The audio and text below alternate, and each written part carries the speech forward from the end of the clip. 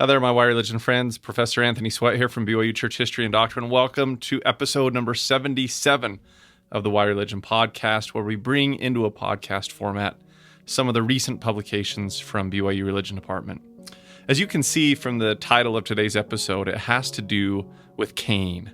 Now, Cain needs no introduction for most of us. The son of Adam and Eve, he hearkened to Satan's voice and murdered his brother Abel. The book of Jude in the New Testament, however, has this really interesting phrase regarding some who in the New Testament church were following after Old Testament figures who had gone astray from the Lord. Listen to what Jude writes, quote, "Woe unto them, for they have gone in the way of Cain, and ran greedily after the error of Balaam for reward, and perished in the gainsaying of Kor." End of quote. That's Jude 1:11. Well, what is the way of Cain, as Jude phrased it? I personally don't think that the way of Cain is the sin of murder. Cain's way is not his outward action, but it's his inward attitude. Moses chapter 5, verses 16 to 38, classifies Cain's inner inclinations. He rejected God's words. He loved the adversary more than God. He chose to follow Satan's words to offer his own erroneous offering, and then he got angry inside when God rebuked him for it. He, quote, rejected the greater counsel, end of quote, that he received. He made secret covenants with Satan. He resorted to violence and, quote, gloried in his wickedness, end of quote. These terribly unrighteous actions, however, seem to stem from Cain's ultimate desire, his quest, in his own words, to, quote, be free and get what he wanted.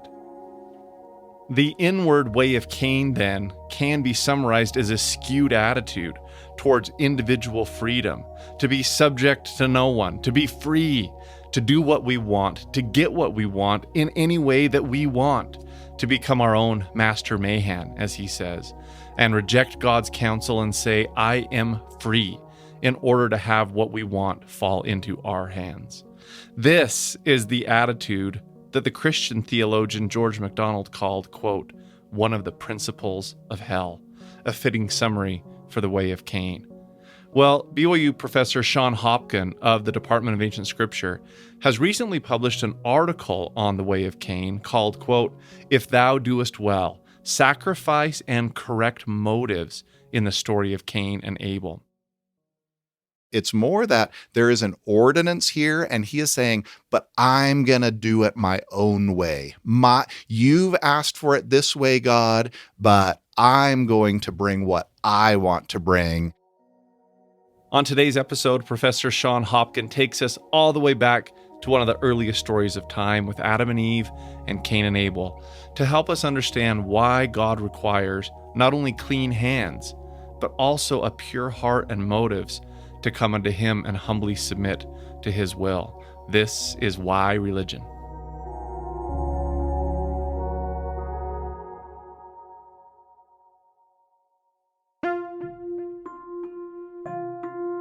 Each year, religion professors at Brigham Young University produce hundreds of publications on subjects related to the Church of Jesus Christ of Latter-day Saints.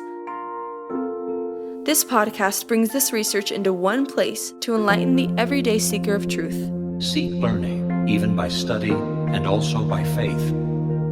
Interviewing the author, we discuss why the study was done, why it matters, and why the professor chooses to be both a scholar and a disciple. This is Why Religion. Research to enlighten your mind.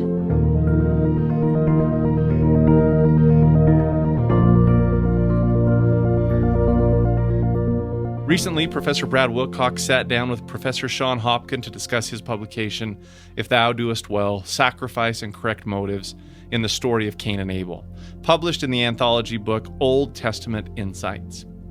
In part one, Dr. Hopkin takes us into the story of Cain and Abel to analyze the story more fully and reveal insights and errors into Cain's ways by analyzing the text in both the book of Genesis and in the book of Moses. So here is Professor Brad Wilcox interviewing his colleague, Professor Shon Hopkin.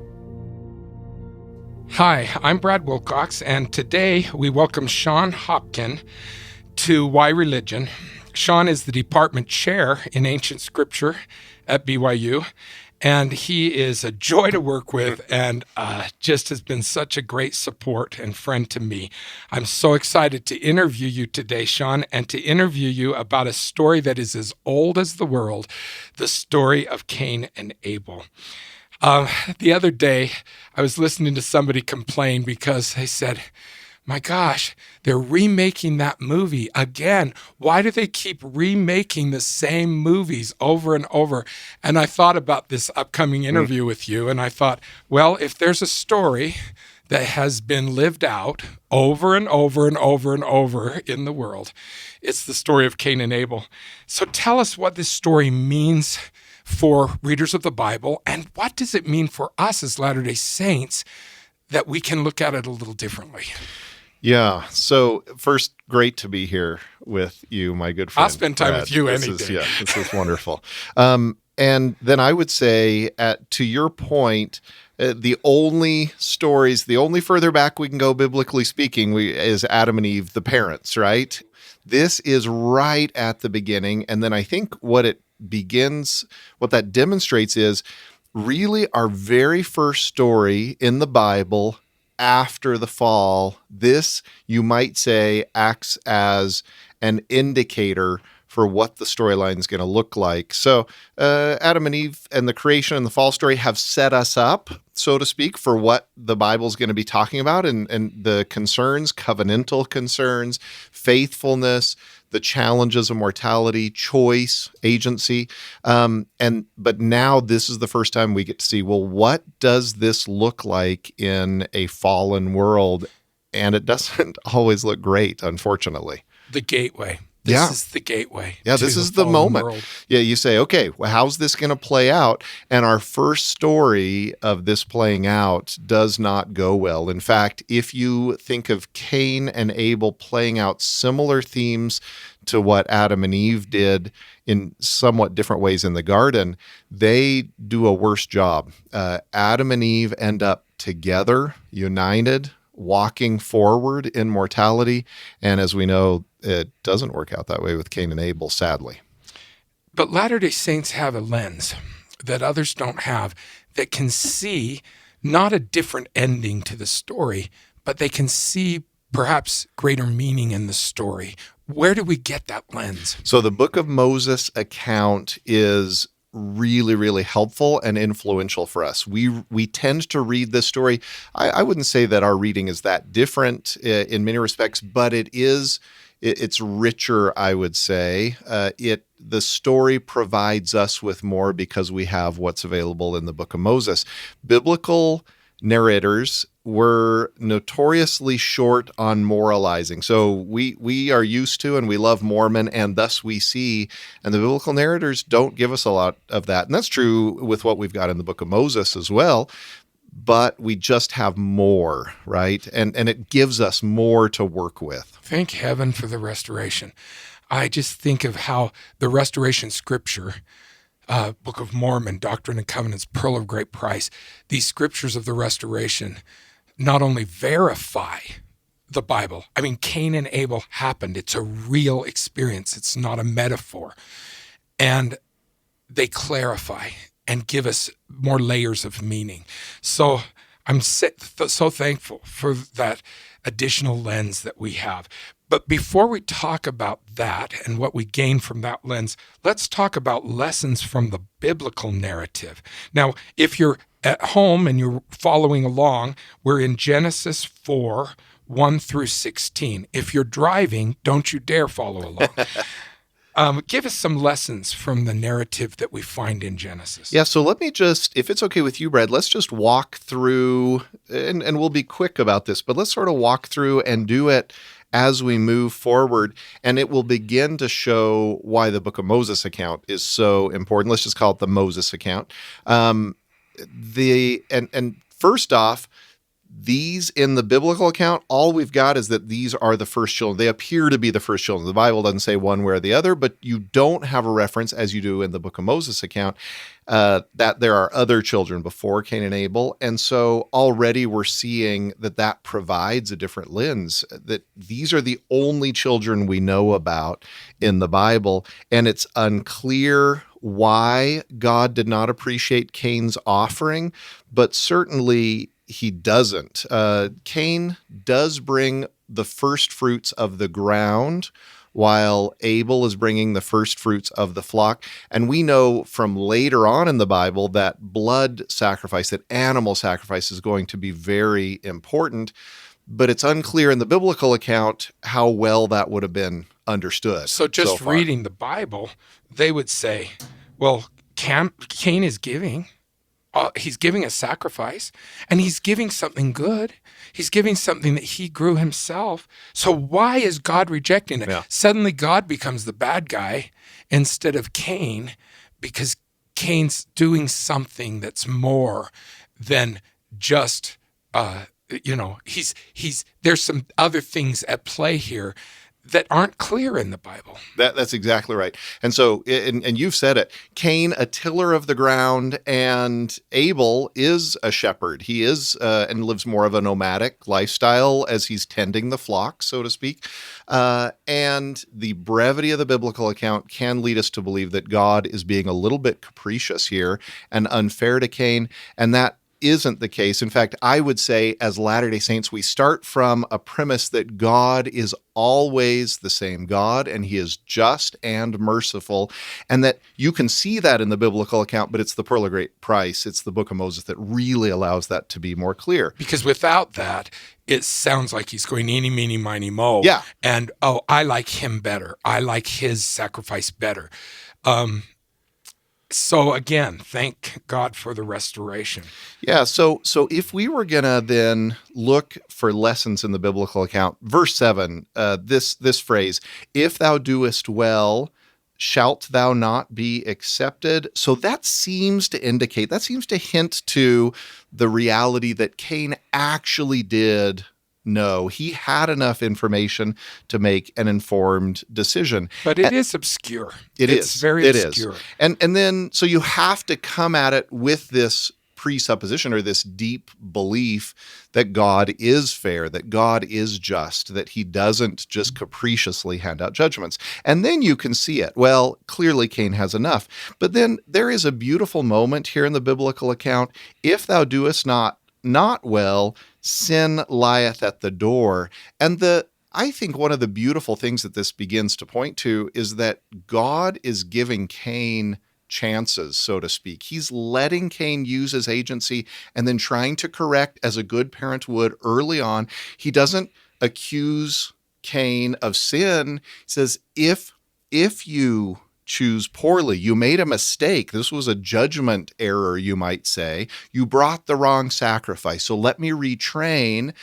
If you don't do well, though, there's a concern that sin is around the corner, and lo and behold, this is exactly what happens. Because he's corrected, Cain can't handle it, and he responds rebelliously, and the story just goes from there. But God doesn't come down with the hammer, so to speak. He says, hey, don't be frustrated here. Do well, and it's going to go well. And if you don't do well, then I have some concerns that things are going to develop in really negative ways here. You see him guiding and teaching the way a loving parent would. Now, there are other Bible translations other than the King James. In other translations, is the verse more clear? Verse 7? So there is, if we were going to look at a final phrase in verse 7, and that is this, and it's actually been called, I mentioned this in the paper, one Bible scholar suggests the most obscure verse in Genesis is right here, and it's really a phrase that we haven't mentioned yet, and it's this, unto thee shall be his desire, and he's just finished saying sin lies at the door, and unto thee shall be his desire, and thou shalt rule over him. That's an interesting way to talk about sin, and Bible scholars have really debated it. Some have, like in the NRSV, the New Revised Standard Version, they give... So they do give a different They give a different... It's still not perfectly understandable, but its desire is for you so that there's some way in which sin or weakness is personified, but you must master it. You must master those tendencies, is the way the NRSV goes with the translation. I would say, though, one of the ways, once again, that the Book of Moses contributes that we're going to see here is that we've had very clearly understood that this serpent figure in the garden is or represents an actual figure bent on removing agency or eliminating or destroying agency, and that is Satan. And that for Latter-day Saints, having that clear view, this verse makes a lot more sense, that you're personifying sin. Well, there is someone who personifies sin, and there is someone who desires to have mastery over you. And so once we turn in a few moments to the Book of Moses account, we will see Satan playing a very prominent role, just as he does in the Garden of Eden. Now, you talked about how God is censoring Cain like a loving father would. How does Cain respond to that censor? How does he respond to God's guidance? Yeah, and this is interesting, although I'm going to start to talk just a little bit in my response to that great question about some of our own applications of this, and we'll do more of that later on. But there are those of us, probably all of us, who are sensitive to any correction. We just want what we think to be right, and everything we do is great, and that's the job of a loving parent, is to give 2 thumbs up, for whatever we might choose to do, right? And when God actually takes a longer view and says, I need to correct this because there are some potential challenges ahead, and he sees that accurately, Cain responds very poorly, and he uses his agency, we would say, in his response. He really hardens his heart. And it's really sad and unfortunate. So even in the biblical account, had he responded differently, had he learned from the teaching that God was giving him, there still could have been hope. There's no indication here that God is condemning him. He just says, hey, you made a mistake and we need to be careful here. If you're going to track this back to the Garden of Eden, it might be similar to the way at least Latter-day Saints read the Garden of Eden story.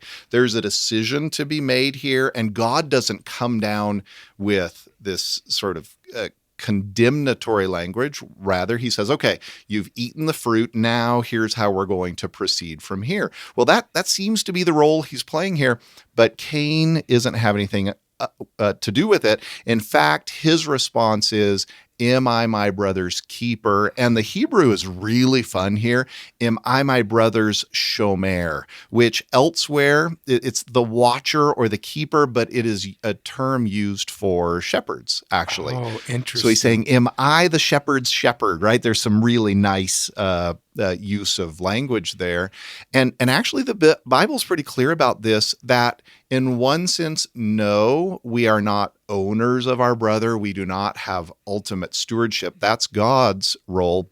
But, and Cain is sort of playing with this, but it also puts the responsibility on the family member, the nearest family member, to take care of the brother, to run to the brother, to help the brother or the close family member.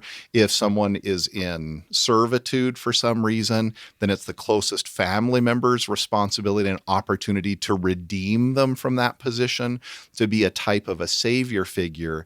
And he is rejecting that reality and taking this really narrow view. Well, I'm not in charge of my brother. And you can hear sort of that sense of, I reject all responsibility. And God saying, okay, but you are your brother's brother. And what about love? What about care? What about compassion? I think of the question that brought on the parable of the Good Samaritan. And who is my neighbor? Right. Yes. Yeah. Perfect. I love my neighbor, but what's the least I can do and still get a grade? I mean, what's the absolute least I can do and still get an A? How many neighbors do I need to love? Who is my neighbor? And you see there the same kind of rejection of this call to love. So we've talked a little bit, Sean, about the Genesis version, and we keep jumping to Moses. We want to get there. But what do we see in the Moses version of this story that starts clarifying some things? Good. So let's turn to Moses. Let me give just a final sort of summation then and a conclusion to what's there in the biblical account. And that is this idea that, of course, the storyline's going to lead to Cain's murder. Am I my brother's keeper? When God challenges on that. And of course, sin is at the door, and God gave him such a tender and perfect warning, right? That Cain rejected, and out of anger then, and a variety of other things that we'll talk about, murdered his brother. And then he again rejects God's influence and just bemoans that, well, he's just committed murder, but now everybody's going to hate me. And God actually places a mark on him, and he's now going to be a vagabond or a wanderer, which is ironic because, of course, he was a tiller of the ground and Abel was the shepherd, and now this is going to reverse that. This mark that God placed upon him, we don't know what that was, but it does actually act to help Cain, not to hurt him. It's supposed to mark him so that people will know not to kill him. Because they're angry. That's right. That's right. So that's how the Bible story plays out and concludes. It's very tragic. It's also tragic in the book of Moses, but there is more. And that starts with, I've already mentioned, there's other siblings, and the gospel has already been taught that the truth about God, about a redeemer, about how to sacrifice. It's not just hinted at that Cain knew what was going on here. It's very clear that he knew what was going on here, that Adam and Eve were taught by God how to sacrifice, and they taught their children. And by now, they've actually been taught what the animal sacrifice points to, and that it points to the redeeming blood of Christ. And so when Cain brings the fruit of the ground, it's a little bit, or maybe a lot less sympathetic. He's not just saying, hey, this is my stuff. Hey, Dad, look at my drawing. Won't you accept my drawing? That's not the idea. It's more that there is an ordinance here, and he is saying, but I'm going to do it my own way. You've asked for it this way, God, but I'm going to bring what I want to bring, that I value. And I'm sure God loves the fruit of the ground, right? But he's like, but that's not what we're doing here. That's not what I've asked for. And so there is this willfulness, but it's sort of a petulant willfulness where Cain it's almost like he's saying, look, I've done it, so you can't accuse me of not doing it. But he does it in a way that emphasizes his own sovereignty of will instead of God's sovereignty of will. I served my mission as a young man in Chile, and then got to go back on another mission to Chile. But there was a phrase that I just learned to just despise. And the phrase in Spanish is a mi manera. And what it means is my way. Yep. My way.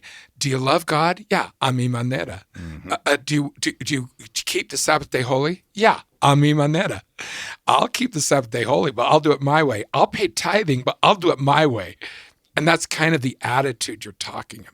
Yeah, I think it changes, or at least it enhances what is hinted at in the Bible, but it makes it more obvious. So then once the gospel and this pointing to a redeemer who will have atoning blood, it's clear that the family had been taught these things. Now, you mentioned earlier, Sean, that Cain and Abel weren't the oldest, that Moses says that there are other children before them. And that's important to remember, too, as you're talking about this teaching, because it means that there were other kids who got it. It's not just that Adam and Eve did a poor job of teaching it. There were older children who understood this. They were sacrificing in the way that was given and the way that was expected. So the fact that these aren't the oldest, you'd say, well, big deal, whether it was or wasn't. But I think that is a big deal because it means that Cain is being out and out rebellious. He's not following the pattern that others in the family clearly understood. Yeah, I think that's a really important point, that this is an established, as we would think of it in modernity, there's a church and there's ordinances, and this would be a little bit like you come to sacrament and you say, yeah, today we're doing a different prayer because I've developed a prayer that I think is more beautiful than the sacrament prayer, and it expresses my own yearnings for God better than the sacrament prayer does. And fine, that you have your own yearnings for God, but not fine for you then to assert my way is the right way for this ordinance to look.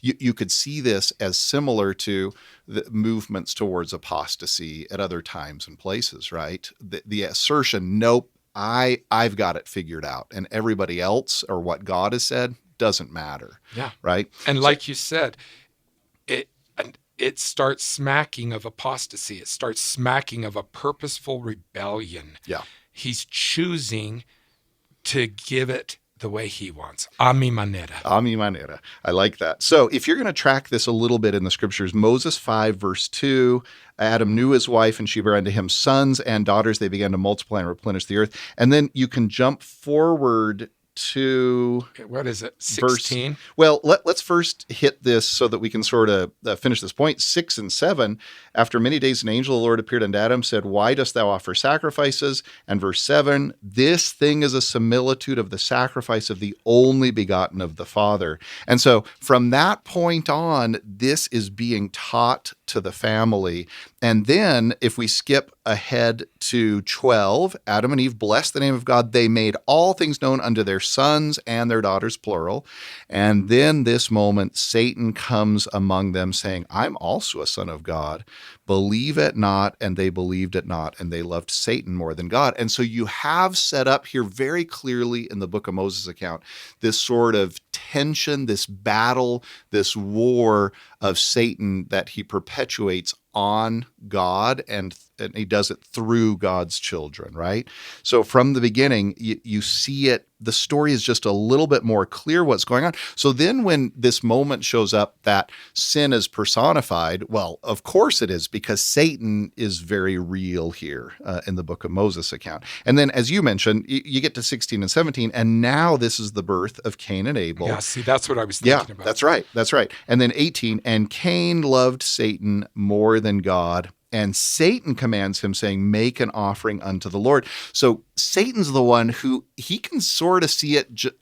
God sees it better, but the same thing God's worried about, that's what Satan's trying to accomplish. But Cain becomes a little bit of a pawn in Satan's scheme. He's using his agency, he's petulant and he's willful, but there's this voice, there's this person, this individual, Satan, who is poking at him and encouraging him to frustration, to petulance, to willfulness, to wanting it his own way. Well, you should, and I'm now making this up, but you should get to have it your own way. Doesn't the Father say he loves you? Bring of your own offering. Come on, Cain. And I'm sort of adding this in. But see, then the motives start getting drawn into question, because you've got, he's doing an offering, but he's going through the motions, but the desire is wrong. The motive is wrong. And he's not showing loyalty and obedience. In one way, he's obeying. He's doing what he's being told to do. But then you see that the motive is not pure. And God doesn't just want him to offer sacrifice, but he wants him to show submission to God. That's what this is about. Correct intent and true worship is what this is about. In fact, I don't mention this in the article, but if you think Laman and Lemuel, right? I mean, this is very similar. They're doing all the same things Nephi's doing. They're building the boat.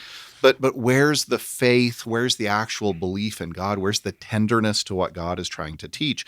Well, you get God being, again, pretty tender, even though Cain has brought the wrong offering motivated by the wrong reasons, and Satan is the one who's encouraged him, and God knows all this.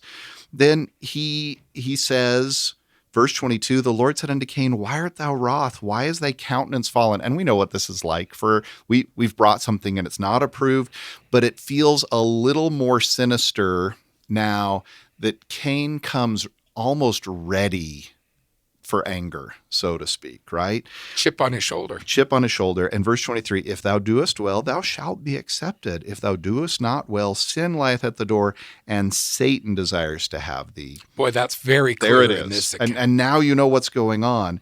And except thou shalt hearken unto my commandments, I will deliver thee up. And it shall be unto thee according to his desire, right? And so you have this story, and that was verse 23, by the way. You have the story playing out very differently. In verse 31, Cain said, truly I am Mahan, the master of this great secret. Well, what is the great secret that Satan has taught to Cain? That I may murder and get gain. Now, by the way, the name Cain, probably it's a tricky word to figure out what it means, but most would say it comes from this idea of getting or acquiring or of gain. And the idea is Eve is saying, I have gotten a child from the Lord. I've gained a child from the Lord. But so then there's this play on the language there, which is pretty fascinating, that I assume Joseph Smith would have had no sense that that word is connected to Cain's name. None but at here all. it is. What's the great secret? I can murder and get gain. And we see a little bit more just how much Cain he was jealous of Abel, and he actually wanted his stuff. He wanted his substance. And look at verse 33. Cain gloried in that which he had done after he kills Abel and says, I am free. Surely the flocks of my brother fall into my hands. What's he free from? He's free from wanting something he can't have, but now he's been taught how to get it. You just kill. And how many teenagers does Satan convince? You're not free if you obey the rules. You're not free if you live standards. If you will get rid of those, then you will be free. Yeah, sometimes I hear a narrative, and you could, if we just want to put it in its most obvious context where it's clearly wrong. So a shoplifter, I want that stuff.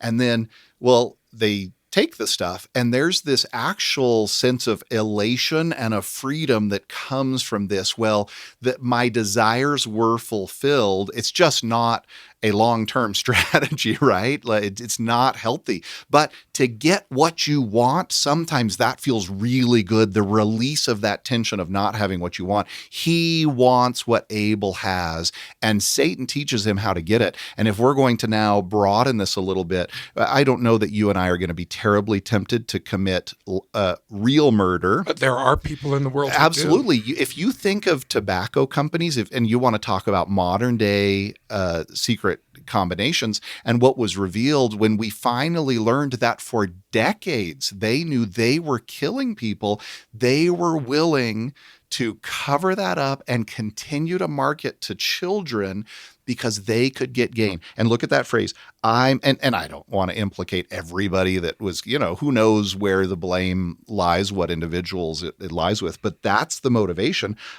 Why? I may murder and get gain. I want more stuff, and I'm willing to kill to get it even. And if we're going to take that maybe into a little bit more of an applicable space, what about this? The great secret is, and it's the opposite of what God taught to Adam, you're going to earn your bread by the sweat of your brow. That's how it's going to work in mortality. That's the great truth. That's the truth. The first truth, you might say, after the fall that God gives. And now Satan comes to give the lie to that truth, and that is you can sin and get what you want. You can take shortcuts. And then if you think of any sin that we commit, think of gossip, and that's a shortcut to getting someone's trust or getting power or influence. Think of lies, cheating, gambling. Even you can talk about sexuality, talk about pornography or adultery. So let's take pornography. Well, I can click a button and get what I need, and I don't need to be in a committed relationship. I don't need to do dishes. I don't need to have children or raise children. I will click a button, and we become seduced by this. All of us become seduced in some way, shape, or form, and we have to resist the seduction of, I can just sin, and I get that elation. I get the adrenaline hit. I get the endorphins, right? Something for nothing. Something for nothing. And it's right here at the beginning of the account. Yeah, we see it in gambling. We see it in junior high. if I can make you look stupid, if I can murder you, so to speak, Yep. on social media, then I look cool. I look better. It never works in the long run.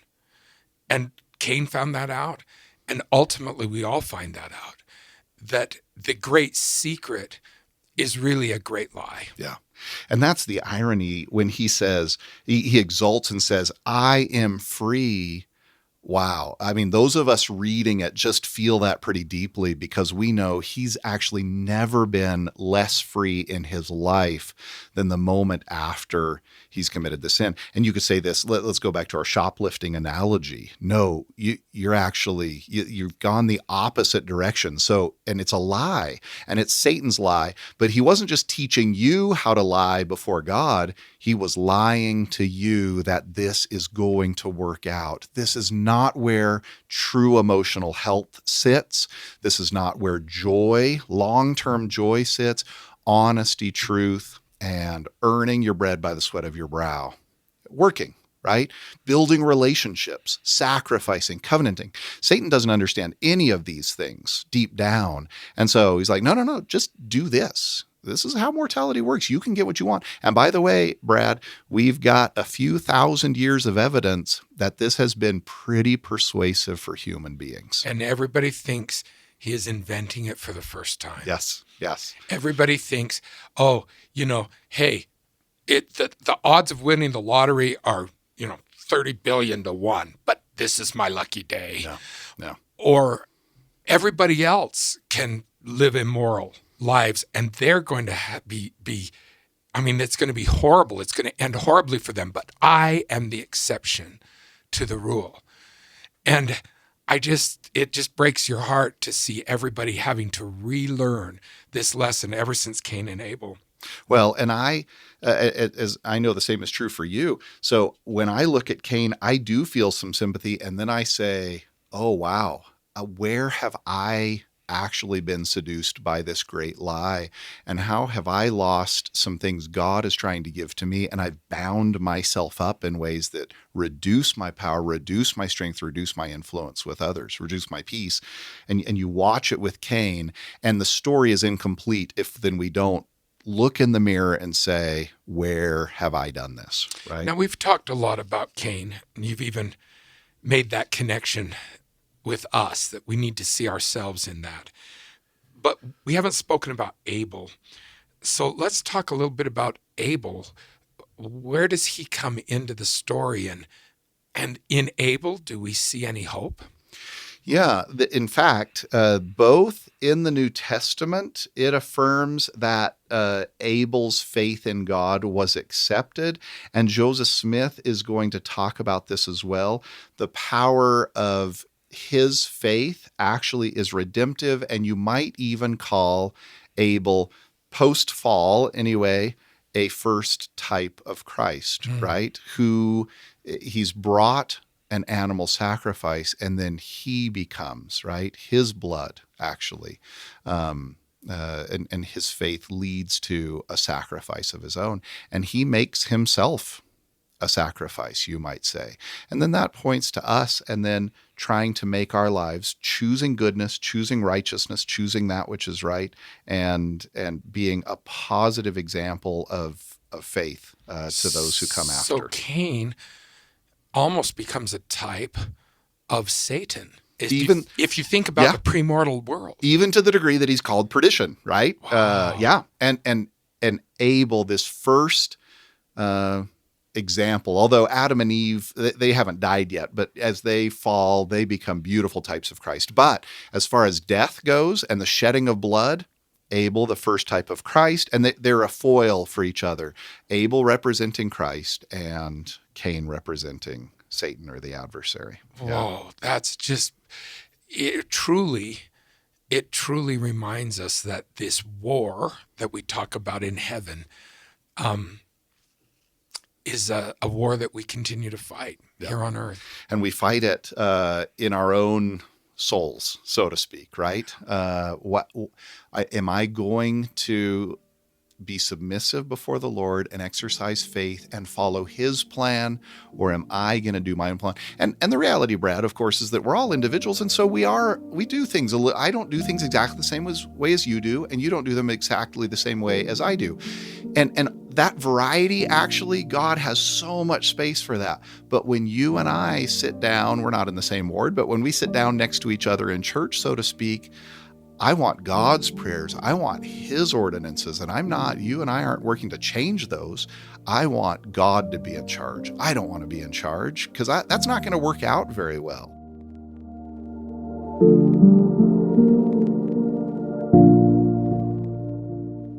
Since we are releasing this episode the week before Easter, each year BYU Religious Education and the Religious Studies Center sponsor the annual BYU Easter Conference.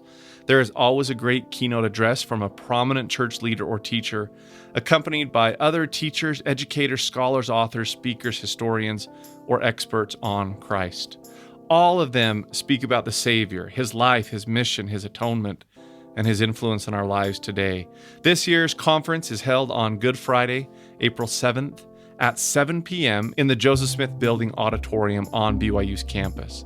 The keynote speaker is Elder Richard G. Hinckley, Emeritus General Authority 70. Additional speakers are also Gay Strathern, Associate Dean of Religious Education, and Mark Ellison, an Associate Professor of Ancient Scripture at BYU. The conference theme is, quote, "He was seen, witnessing the risen Christ." Attendance is free and no registration is required, and we invite everybody who is interested and able to attend in person to do so. Those who can't will be able to watch these talks on BYU Religious Education's YouTube channel. Just search for the 2023 BYU Easter Conference, and there you can watch their presentations as you celebrate and learn more about Christ this Easter season.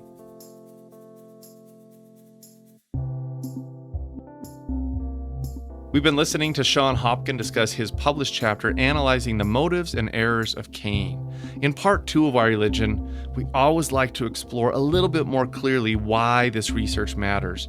How can it help us in better living, learning, or applying aspects of the restored gospel of Jesus Christ?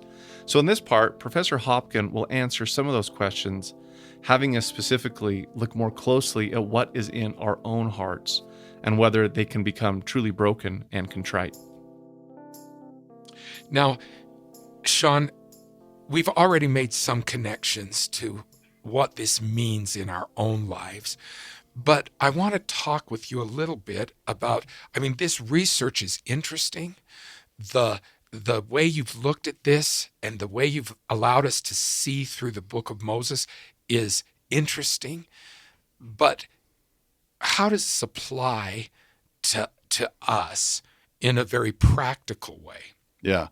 So the first thing I would say is I do hope that those who are listening and trying to apply scriptural teachings might go to the spaces where you and I are tempted to do things our own way as far as obedience and righteousness goes, and pause and think, where have I actually been convinced by the great lie?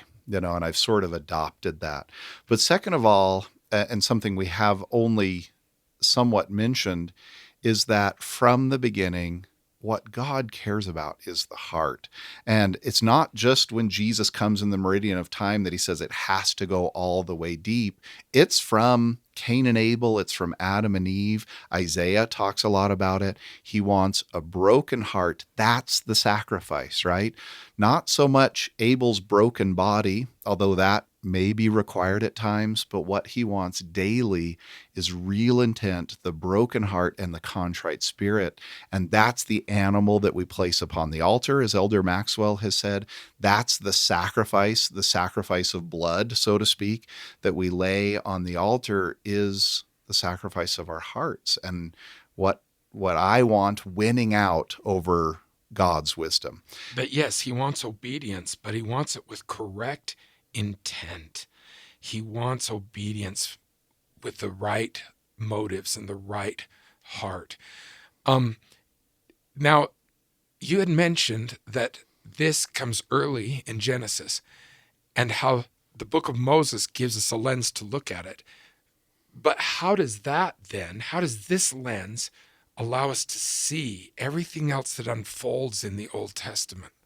Yeah, that great, Brad. Thanks for asking that. So the playing out of this throughout the rest of the Bible, you have greed, selfishness, those who vaunt their own views above those of God, and that is set up in opposition to redemption through covenants that are given by a loving God. And which are you going to choose?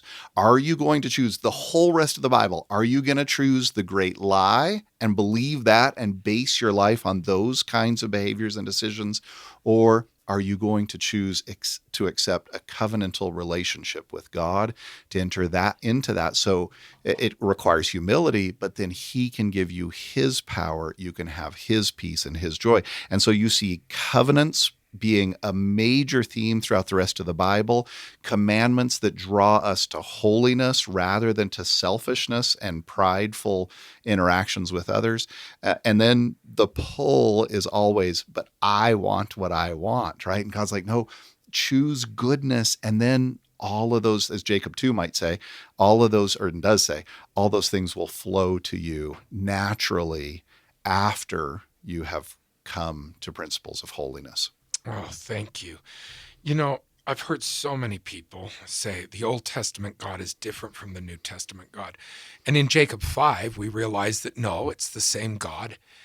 But I think this, just as we're seeing the lens of Moses on this story help us look at it differently, I think it helps us see God and this loving God who's trying to teach Cain. And if we can stop seeing God as the mean flood sender and instead see Him as the merciful ark provider, Nice. Then all of a sudden we start seeing that loving God is there. And He's not a vengeful, spiteful, judgmental God. He's acting out of love. And we can start seeing sometimes tough love, but He's acting out of love. And so even this beginning story, this gateway story, starts setting the tone for the way we can start seeing God threaded through all the rest of the Old Testament. Yeah, that's beautifully said. Nephi says, God doeth nothing save it be for the benefit of the world and for love, really. And to me, that changes the way Latter-day Saints, it certainly changes the way I read all the scriptures. And we have so many aids and helps in the Pearl of Great Price, in the Book of Mormon, to understanding God is a God of love, a God of hope. I was just reading with a class yesterday, and Isaiah and one of my students emphasized He is kind. And so the God that Isaiah knows is a God of abundant kindness, is the way he expresses it. He upbraideth not. Yeah. It's the word we use when we tell the Joseph Smith story. But what does it mean? Yeah. He's not going to judge me. He's not going to condemn me. And it was that knowledge that took Joseph into the grove, because he said, maybe I can pray and maybe He will not zap me, but instead hear me and answer me, because He's not going to condemn. He's not going to judge. He's not going to ridicule. He's not going to upbraid.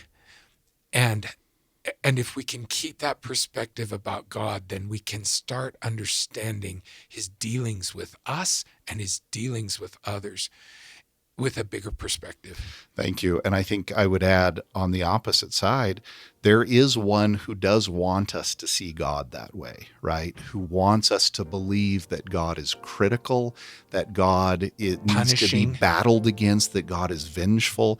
And so for me, for any of us who have believed that a little bit, that God isn't a God of abundant kindness, either we're the source of that ourselves, or the evil one is the source of that, because God is not the source of that viewpoint. He is not the one who wants you to believe that or feel that way about how He feels about you. There is someone else who wants you to feel that way.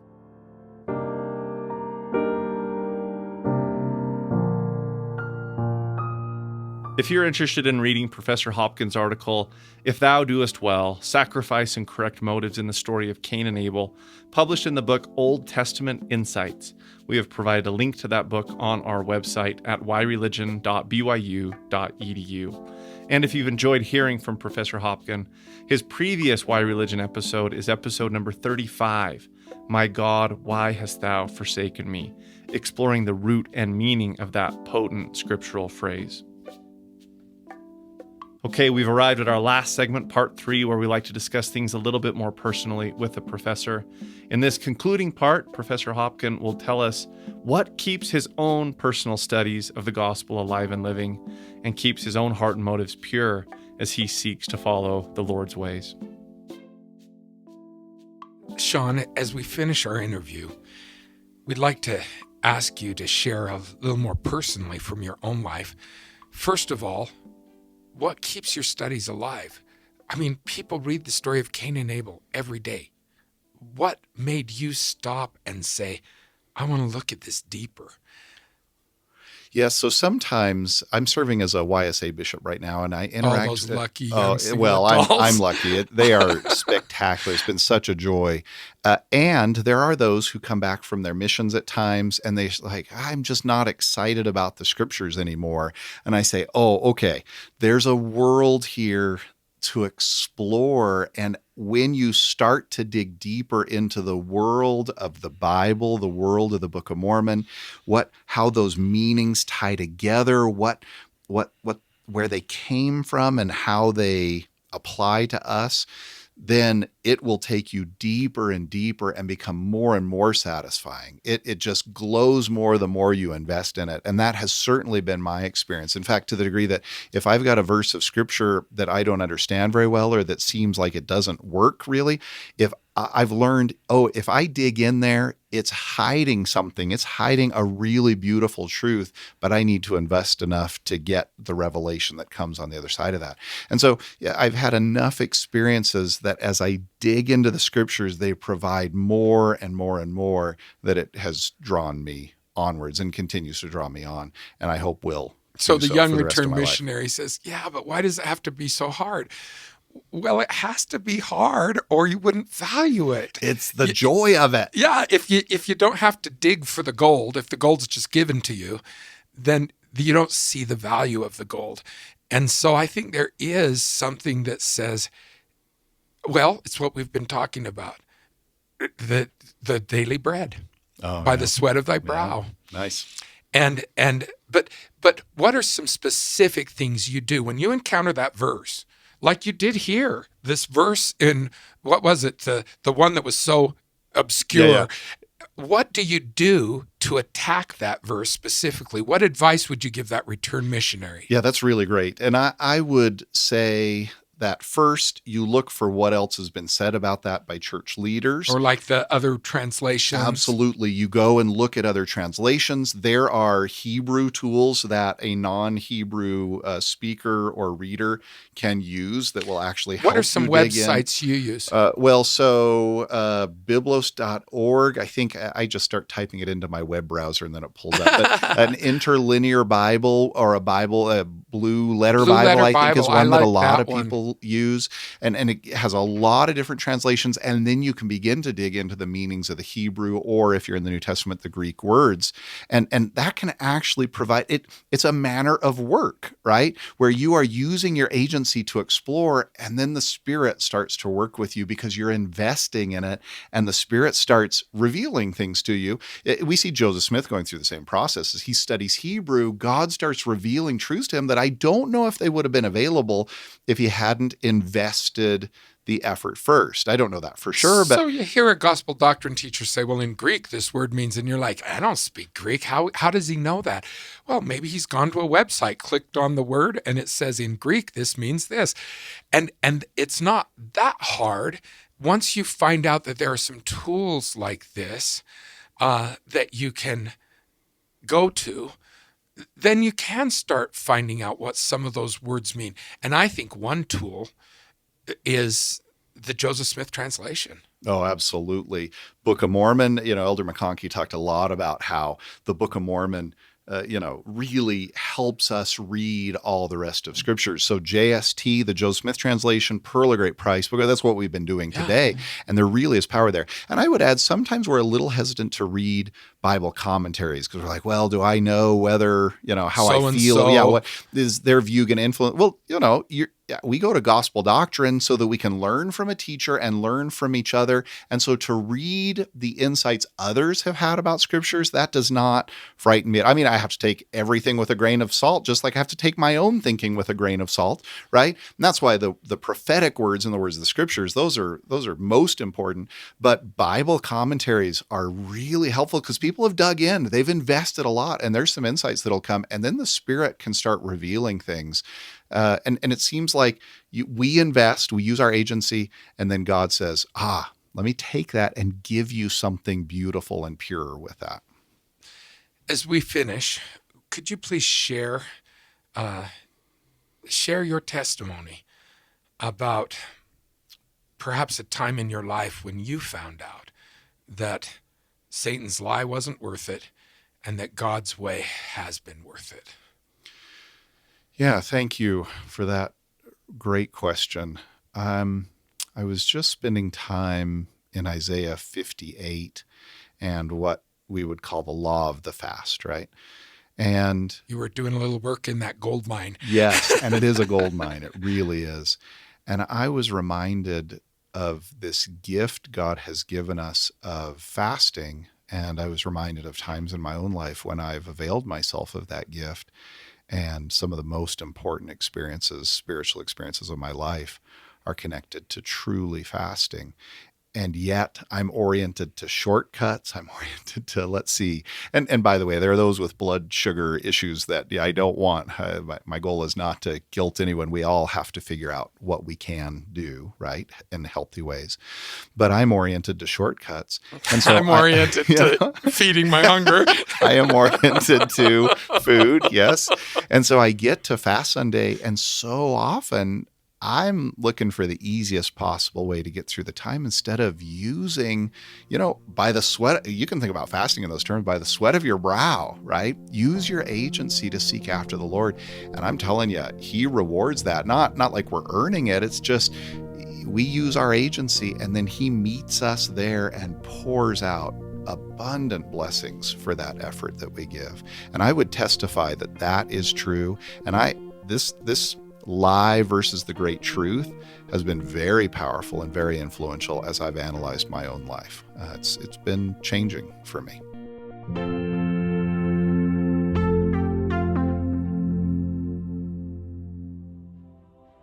Thank you for listening to Why Religion. This podcast is a production of Religious Education at Brigham Young University in Provo, Utah. My name is Anthony Sweat, the host and producer. The Why Religion podcast team also includes from BYU Religious Education, Jared Halverson, Ryan Sharp, Hank Smith, Beverly Yellowhorse, Elena Wainsgard, and Brad Wilcox.